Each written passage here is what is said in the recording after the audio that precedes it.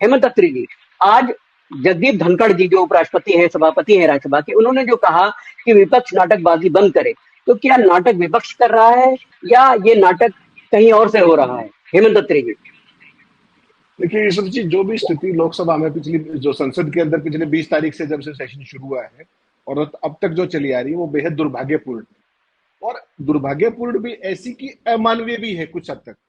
एक हमारा पूरा प्रदेश, भला भरा भरा पूरा एक प्रदेश किस तरीके से जल रहा है, और उसके बावजूद केंद्र में बैठी हुई सरकार को इस बात की परवाह नहीं है कि वहां पर क्या इफेक्टिव मेजर्स लिए जाएं उसको सॉर्ट आउट करने के, और संसद में डिस्कशन करके पूरे देश को बताया जाए कि वहां के हालात क्या है। तो 20 तारीख से लेकर के आज का दिन आ गया, और चेयर का भी जो रोल है, जो संविधान निर्माताओं ने उस समय तय किया था कि जिस तरीके से एक निष्पक्षता का, और उसमें लगातार विवाद होते रहे, कोई नई बात नहीं है। लेकिन 2014 के बाद जिस तरह की परिस्थितियां बनी हैं, और खास तौर पे देखिए और पॉलिटिकल इश्यूज हो सकते हैं। मेरा तो 2-3 बेसिक सवाल ये है कि क्या मणिपुर पर संसद में चर्चा होनी चाहिए या नहीं होनी चाहिए। मैं पहले दिन से एक बात कह रहा हूं कि संसद जिस दिन शुरू हुई, पहला कर्तव्य प्रधानमंत्री जी का ये बनता था कि जिस तरीके का वहां पर हालात है मणिपुर के अंदर, वो अनप्रेसिडेंटेड है। आप जिन राज्यों की बात कर रहे हैं, मध्य प्रदेश और छत्तीसगढ़ की, उसकी कैसे तुलना करेंगे राजस्थान की, कैसे तुलना करेंगे मणिपुर से? वहां पर कोई हथियार नहीं लूटे गए थानों से, वहां पर इतने बड़े पैमाने पर कोई इस तरीके से जनसंहार नहीं हुआ है कि 150 आदमी मारे गए, या इतने बड़े पैमाने पर लोग शरणार्थी शिविरों में नहीं रह रहे।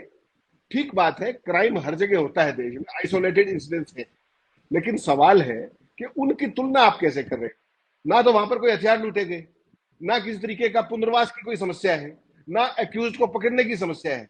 तो फिर आप इन दोनों सिचुएशंस को कंपेयर कैसे कर सकते हैं? भारतीय जनता पार्टी भी और प्रधानमंत्री भी। आदर्श स्थिति ये थी कि जैसे ही संसद शुरू हुई, प्रधानमंत्री जी बिना डिमांड के जो उन्होंने बाहर बात कही, वो संसद के अंदर सुओ मोटो स्टेटमेंट देते। अगर उन्होंने सुओ मोटो स्टेटमेंट नहीं दी तो विपक्ष तो मांग करेगा। अब सवाल ये है कि संसद के, जैसा आपने कहा, संसद के अंदर गतिरोध, संसद जो है, संसद को चलाने का जिम्मा जितना विपक्ष पर है उससे कहीं ज्यादा सत्ता पक्ष पर। Onus is on them, not only on the powers that be but also on the chair, both chairs, Rajya Sabha भी लोकसभा भी। इसके लिए उनको जो भी कदम उठाने चाहिए, ये कोई पॉलिटिकल मसला है ही नहीं। जब आप एक जायज डिमांड कर रहे हैं तो उसके लिए मूंछ की लड़ाई क्यों बना रही है भाजपा? मुझे तो यही समझ में नहीं आ रहा है, इसमें क्या नाजायज मांग है? रूल की बात है। अरे रूल किसी देश के इतने बड़े प्रदेश के रूल ज्यादा बड़े हैं क्या, या आपकी जो उसमें मूंछ की लड़ाई है वो ज्यादा बड़ी है? सवाल क्या है, संसदीय लोकतंत्र की एक गरिमा होती है, एक परंपरा होती है, एक मर्यादा होती है। लेकिन मुझे यह लगता है कि इसकी परवाह सत्ता पक्ष को पिछले कुछ समय से नहीं है, और उसका जो सारे का सारा रिफ्लेक्शन है वो दिखने लगा है। कोई बोल रहा है, उसका माइक बंद हो जाता है।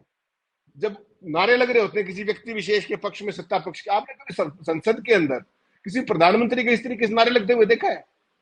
वो संसद है, वो रैली स्थल नहीं है, वो जनसभा नहीं है। उसके बावजूद भी एक ये बहुत ही रेगुलर, जब भी प्रधानमंत्री आते हैं जिस तरीके से भारतीय जनता पार्टी करती है, और उसके बाद मोदी मोदी मोदी जिस तरीके से किया जाता है, क्या ये किसी भी सभ्य देश के अंदर ये मतलब अच्छा लगता है क्या? जो प्रोग्रेसिव देश है, जो इतनी बड़ी डेमोक्रेसी है पूरी दुनिया की। तो सवाल ये है कि भारतीय जनता पार्टी, असली इशू इसमें कुछ और है यूसुफ जी, इसमें केवल एक मणिपुर की बात नहीं है।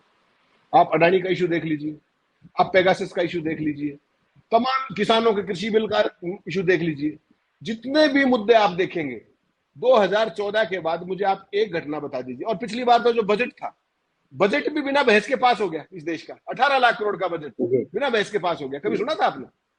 2014 के बाद सरकार ने एक नैरेटिव तय कर दिया है कि संसद के अंदर वो होगा जो हम चाहेंगे, और वो भी ऐसे होगा जैसे हम चाहेंगे। तो they are deciding the rules of the game. और संसद जो है वो गेम नहीं है। संसद सियासत, इस तरीके की संसद जो सियासत है, उसके लिए उसके परंपराओं में कोई स्थान नहीं। संसद है डिबेट का, डाइसेंट का, अपनी बात रखने का, और उसमें दोनों ही पक्ष रहेंगे। अगर एक पक्ष से संसद चलानी हो तो फिर इस देश में राजशाही लागू कर दीजिए, फिर लोकतंत्र की जरूरत कहां है? तो हालात जिस तरीके के हैं, और इसमें भी जैसे कल की बात है, परसों की, जब खड़गे साहब बोल रहे थे उनका माइक बंद हो गया, कोई दूसरा अपोजिशन वाला बोलता है उसका माइक बंद कर दिया जाता है। जितने भी बड़े इश्यूज आए, आपने पिछले 9 साल में किसी एक पर अनइंटरप्टेड सार्थक बहस होती देखी क्या? मैं तो एक पूछ रहा हूं। और किसी भी मसले पर क्या स्मूथली बहस के लिए सरकार तैयार हो गई क्या? हर चीज के अंदर, चाइना के मसले पर एक स्टेटमेंट रक्षा मंत्री ने दी, उस पर कोई बहस ही नहीं करेंगे, राष्ट्रवाद आ गया उसमें। आपको याद है 1962 के बाद विपक्ष ने मांग की, नवंबर की बात कर रहा हूं 1962 में, विपक्ष ने मांग की, नेहरू जी ने संसद आउट की और सारे आरोपों को वहीं बैठ करके सुना। कितने कितनी बड़ी बात थी वो। आज आप सुनने को तैयार नहीं, एक मसले पे नहीं, किसी भी मसले पे। और जो भी अगर कोई बोलना चाहता है जो आपको सूट नहीं करता, आप उसको एक्सपंज कर देते हैं। और एक्सपंज संसद से क्या किया जाता है? जो असंसदीय हो, जो अमर्यादित हो। अडानी के मामले में जिस तरीके से राहुल गांधी का पूरा भाषण ही संसद की कार्रवाई से निकाल दिया गया, एक्सपंज कर दिया गया, वो अपने आप में एक इतिहास है। और ये कोई अच्छा इतिहास नहीं है। आने वाली पीढ़ियां क्या करेंगी, क्या देखेंगी? उसकी रिकॉर्डिंग है सब जगह, पूरे देश में, सारे चैनलों पे, लेकिन संसद के रिकॉर्ड में वो नहीं है। अच्छा क्या होता कि अगर उसके अंदर कोई भी बात ऐसी थी आपत्तिजनक, जिसपे मोदी जी को आपत्ति थी, सरकार को, शब्द वाइज आते ना, जवाब मांगते कंसर्न एमपी से, वो जवाब देता, उसके बाद आपने जो फैसला करते आप लोकतांत्रिक हैं या नहीं, लेकिन लोकतांत्रिक दिखने चाहिए संसद की संचालन के अंदर। और दूसरी बात यह है कि जो प्रिजाइडिंग अफसर है, चाहे वो लोकसभा हो चाहे राज्यसभा हो, और कोई भी व्यक्ति ऐसा इस देश में जो न्यायिक पद पर होता है, जिसको फैसले लेने होते हैं, उसके लिए एक बहुत ही फेमस सेंटेंस है कि आप न्याय करें या ना करें, वो महत्वपूर्ण नहीं है, लेकिन आप न्याय करते दिखें, वो ज्यादा महत्वपूर्ण है। अब समस्या यह है कि यहां तो न्याय की बात ही नहीं हो रही है, यहां तो शक्ति प्रदर्शन किया जा रहा है, यहां तो वन मैन अपमैनशिप की लड़ाई हो रही है। संसद इस काम के लिए नहीं, इसके लिए चुनाव है, इसके लिए आपके सार्वजनिक मंच है। जो भारतीय जनता पार्टी के 9 साल के शासनकाल के अंदर संसद के जो ओवरऑल संचालन और उसमें जो शब्दों का हटाना, कैमरा बंद कर देना, विपक्ष के साथ जाति करना, ये आरोप नए नहीं। With due regards to both the chairs in Rajya Sabha as well as Lok Sabha, मेरा केवल हम्बल सबमिशन ये है कि देखिए साहब, इस देश का जो संसद है, इस देश का जो लोकतंत्र है, वो बहुत लंबे समय तक रहने वाला है। और आने वाली पीढ़ियां, आने वाली सदियां आपको कैसे याद करेंगी, ये इन सब के, चाहे वो इधर के लोग हैं चाहे उधर के लोग हैं, उनके व्यवहार से, उनकी कुशलता से, उनके शब्दों से ये तय होगा।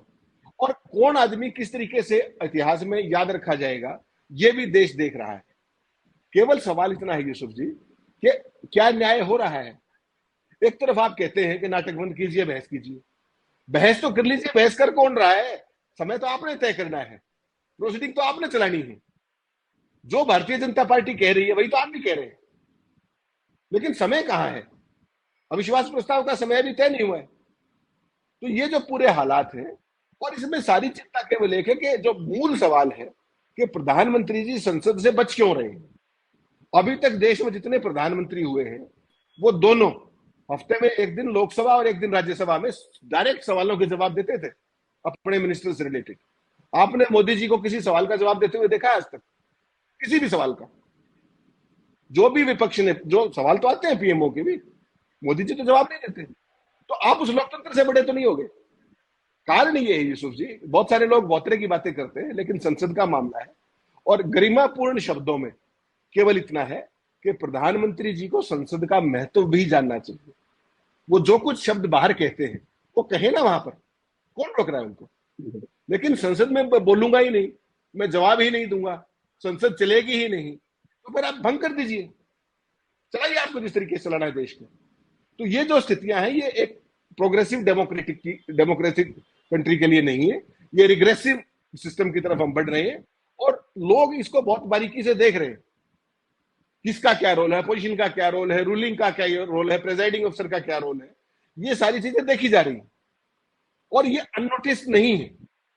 तो यूसुफ जी, समझना ये पड़ेगा कि हर पक्ष, चाहे वो सत्ता पक्ष है चाहे विपक्ष है, वो अपने अपने रोल को रीडिफाइन करे, उसको समझे, और जो संविधान के अंदर प्रदत्त जिसकी जो जिम्मेदारी है वो सारा पूरा करे। गतिरोध तोड़ना सरकार का काम है, प्रेजाइडिंग अफसर का काम है, चेयर का काम है, विपक्ष को साथ लेकर के। ये मेरा कहना है। जी, बहुत शुक्रिया हेमंत।